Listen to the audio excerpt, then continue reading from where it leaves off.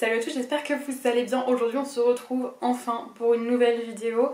Vous, ça fait pas si longtemps que ça que vous avez eu une vidéo, mais en vérité la dernière fois que j'ai filmé c'était fin décembre et on est fin février. Donc ça fait un petit moment. Je vais vous retrouver du coup pour vous faire je suis désolée, peut-être que vous entendez des ronronnements. Il y a mon chat qui est sur moi, qui est en train de vivre sa meilleure vie. Du coup je vais vous faire mon bilan lecture de janvier. Du coup je n'ai pas fait celui de décembre. Si vous voulez savoir un petit peu ce que j'ai lu, j'ai les avis livre par livre sur TikTok et il y a certains avis sur Instagram. Donc je vous laisse aller checker si ça vous intéresse. Mais du coup là je vais vous montrer ceux de janvier. On y va maintenant, on va pas perdre plus de temps que ça. Le premier livre que j'ai lu, il s'agit de Cogito de Victor Dixon, publié chez Collection R. Ici on se retrouve dans un univers, alors c'est notre monde, mais il est régi par les intelligences artificielles. Et on va suivre, alors les prénoms et moi ça fait plusieurs, Roxane qui tout simplement va être sélectionnée pour participer à un stage. Donc elle va être sélectionnée en tant que boursière pour faire participer à un stage. Je sais plus combien ils sont pas beaucoup, une vingtaine je crois, même pas, je sais plus. C'est pas marqué dans le résumé. Bref, mais on s'en fout en plus je pense.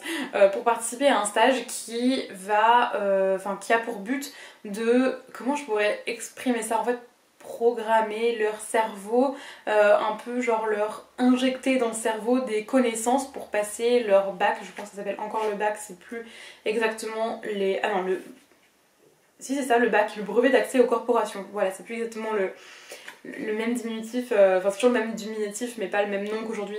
Vous m'avez comprise, j'espère que vous m'avez comprise. Mais voilà, en tout cas l'idée c'est de pouvoir leur injecter des connaissances. Je sais pas si c'est clair ce que je raconte. En même temps c'est un univers un peu particulier qui est loin de ce qu'on connaît actuellement. On va se retrouver avec Roxane dans ce stage à découvrir d'autres personnages et à découvrir un petit peu les limites de l'intelligence artificielle notamment, et voilà, bref, tout va pas se passer comme prévu, vous vous en douterez. L'idée c'est de dénoncer un petit peu les limites que peuvent avoir les intelligences artificielles et le fait de tout informatiser, etc. J'ai bien aimé, c'est une lecture qui a été en demi-teinte pour moi. Je vous explique. La première partie du roman, j'ai adoré, j'étais à fond dedans, je me suis dit waouh ça va être incroyable ce livre.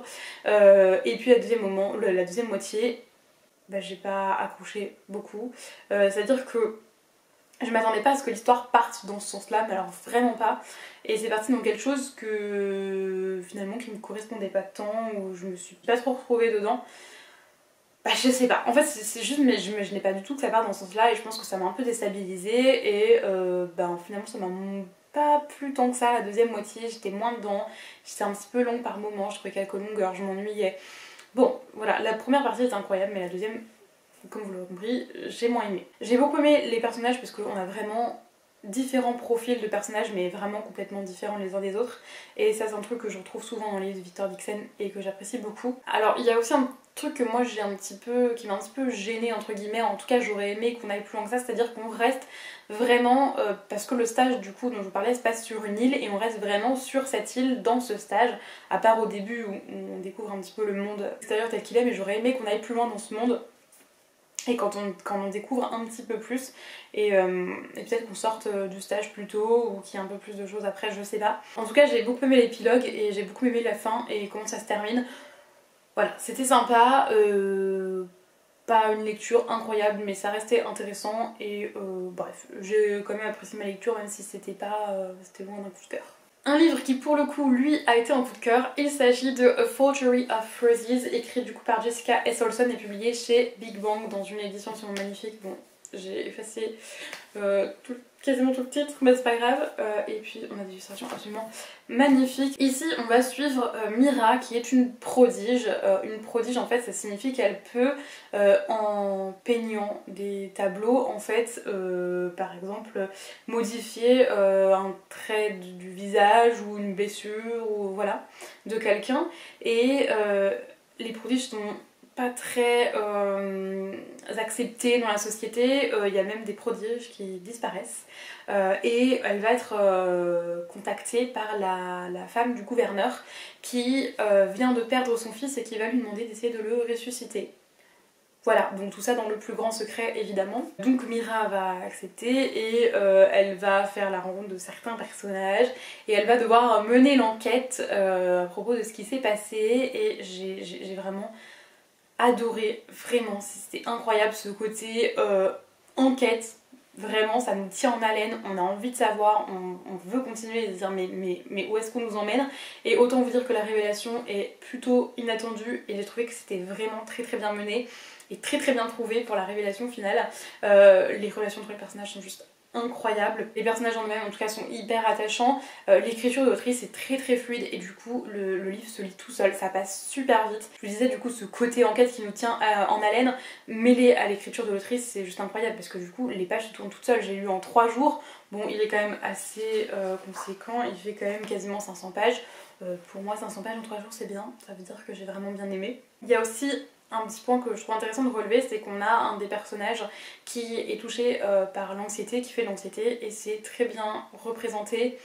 Il en parle notamment de ce que ça lui fait, etc. Et du coup je trouve que vraiment c'est très bien parce que c'est une genre de thématique qu'on retrouve très peu dans des romans et surtout dans des romans de fantastique, fantasy, science-fiction. Donc je trouve que c'est vraiment très chouette de retrouver cette thématique. En tout cas vraiment méga coup de cœur sur ce livre, je vous le recommande si vous tente un tant soit peu parce qu'il est vraiment génial, ça se lit tout seul, c'est... Enfin, l'enquête est hyper bien menée et vraiment, bref, je vous le recommande. Ensuite, une petite bande dessinée et c'est le tome 4, pardon, de la boîte à musique, donc la mystérieuse disparition de Gigi et Carbone.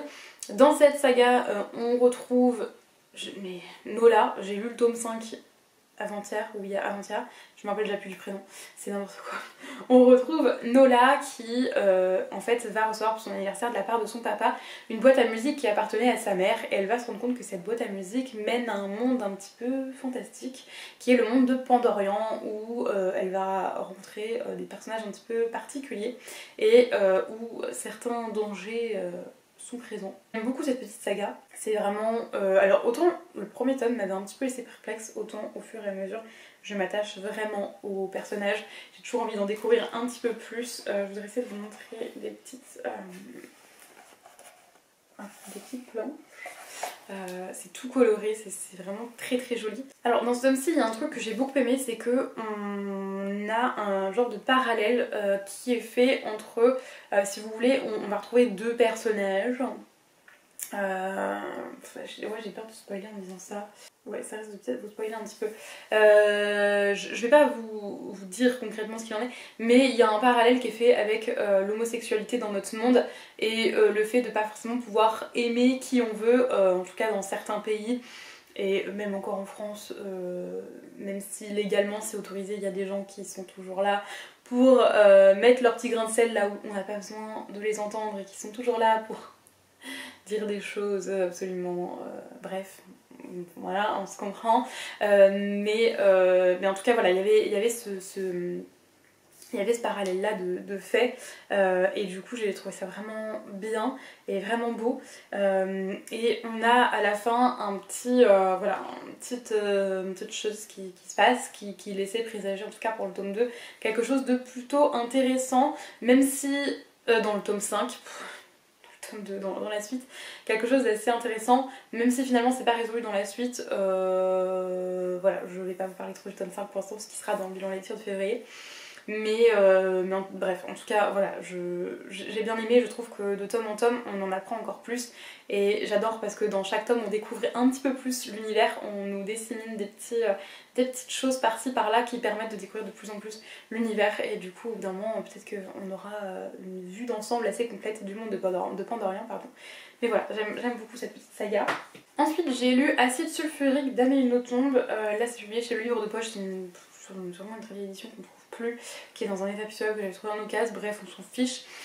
Ici en fait on se retrouve, alors je vais essayer de vous expliquer ça correctement, on se retrouve avec une télé-réalité et pour cette télé-réalité on va enlever des gens au hasard dans la rue et on va les mettre dans un camp de concentration. Voilà. Et on va également recruter des capots. Et en fait, pour vous dire le nom de la télé-réalité, c'est concentration. Voilà, hein, tout est normal. Enfin bref, je ne sais pas qui a l'idée d'écrire ce genre de choses, mais en tout cas, voilà. En tout cas voilà, on se retrouve avec une télé-réalité dans un camp de concentration. Nous on va suivre deux personnages, notamment Panonique, j'espère que je vous dis bien les noms parce que franchement c'est pas évident, il n'y a pas de résumé derrière, c'est casse parce que je peux pas me référer à ça.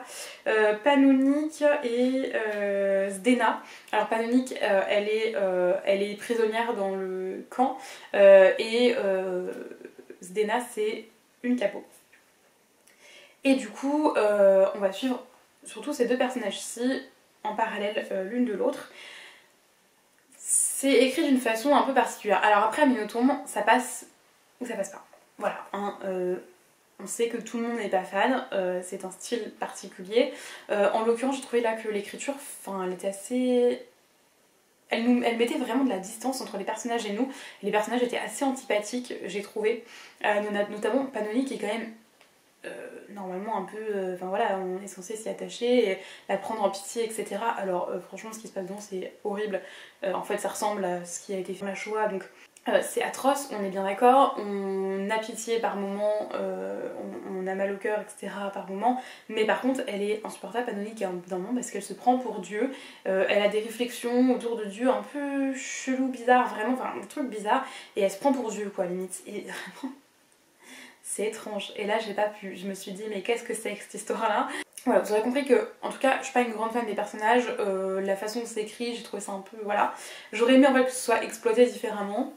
Peut-être que ce soit exploité de façon... Alors moi, je lis beaucoup de littérature jeune adulte, donc peut-être que ça aurait été exploité un peu plus dans ce sens-là, ou en tout cas... avec une écriture un peu moins incisive, un peu moins... Peut-être que j'aurais plus aimé. Après j'ai quand même aimé le récit en lui-même et la fin, j'ai beaucoup aimé la fin.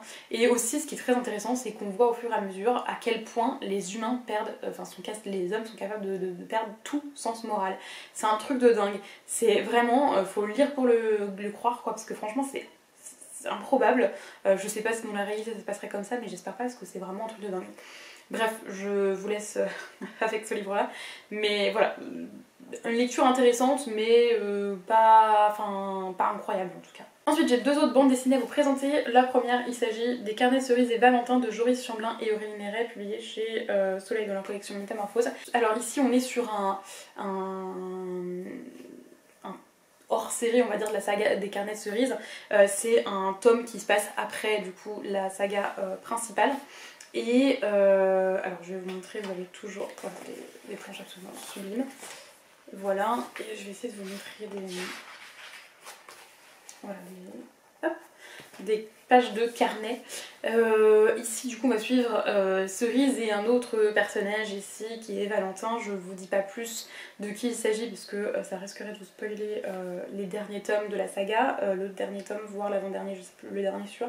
J'ai bien aimé ce tome-ci, c'est clairement celui que j'ai moins aimé de la saga, mais il était quand même sympa. Par contre, c'est vrai que voilà, je me suis moins attachée, je trouvais l'histoire un peu moins... Enfin je sais pas, j'ai moins aimé, j'étais moins prise dans la quête, j'ai eu des moments où je suis là, bon voilà. Bon, par contre c'est sympa parce que on a tout un parallèle entre... Comment je pourrais dire ça? Il y a une espèce d'histoire qui est racontée dans la bande dessinée, dans l'histoire, une histoire dans l'histoire. Qui fait un parallèle un petit peu avec les émotions, et notamment les émotions de Valentin, qui est un enfant assez jeune finalement. Je ne me rappelle plus de l'âge exactement, je sais pas si c'est écrit par là. Non, mais toujours est-il que, voilà, on se retrouve avec cet enfant qui a des émotions qu'il n'arrive pas trop à identifier, qu'il a du mal à gérer, et en fait, on a tout un parallèle pour qu'il apprenne à identifier ses émotions, à comprendre que c'est ok de les ressentir, etc. Et à les apprivoiser, et du coup, j'ai trouvé ça vraiment bien fait. Et je pense que ça va être très chouette à mettre entre les mains d'enfants. Donc en tout cas voilà, j'ai bien aimé, c'était pas la bande dessinée que j'ai préférée. En tout cas dans cette saga c'est celle que j'ai le moins aimée, mais bon je suis quand même contente d'avoir pu découvrir ce dernier tome. Et ensuite j'ai découvert un premier tome d'une autre BD. Il s'agit du coup de Sœur-Soline de Sylvia Douillet et Paola Antista, publié chez Glénat dans la collection Vent d'Ouest. J'ai adoré cette bande dessinée. Je vais essayer de vous montrer des petites planches encore une fois. Hop, j'ai fait surtout mon petit chat. Fais dodo mon petit chat. Oh, repose-toi. Et du coup, j'ai des fourmis dans les pieds parce que à force d'avoir le chat sur les jambes, j'arrive pas à bouger. Du coup, ça me fait des fourmis dans les pieds. Et donc je disais que j'ai beaucoup aimé. Alors déjà les dessins sont magnifiques, comme je vous disais, l'ambiance, vraiment il y a une petite ambiance qui se crée qui est incroyable. Les personnages sont super chouettes, il y a toujours une petite pointe d'humour en plus qui vient se cacher dans les répliques et tout, et vraiment il y a plein de personnages différents et je les ai beaucoup aimés. Et je pense que là on a découvert un petit peu voilà, des créatures etc, parce que du coup je vous ai pas fait le résumé évidemment. Je vais vous faire le résumé.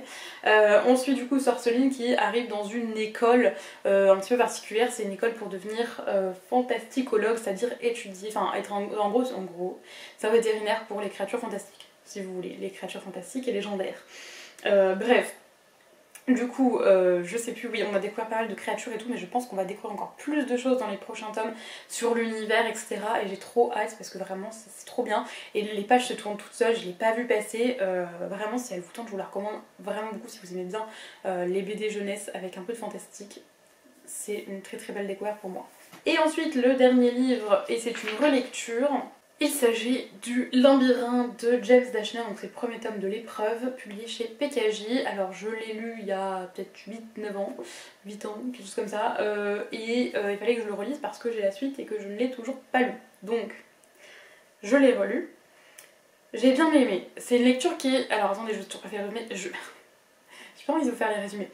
Ici on va retrouver Thomas qui arrive dans un endroit un peu particulier et il a perdu complètement la mémoire, il ne se rappelle que de son prénom et en fait il va arriver dans ce qu'on appelle le labyrinthe. Donc vous avez une espèce de cours, de plateforme, de je sais pas, enfin d'endroit au milieu et en fait tout autour vous avez des portes qui vont se refermer la nuit et qui vont s'ouvrir le jour et qui vont donner sur un labyrinthe. Et il est enfermé avec tout un tas d'autres garçons et ils vont devoir en fait essayer de s'échapper.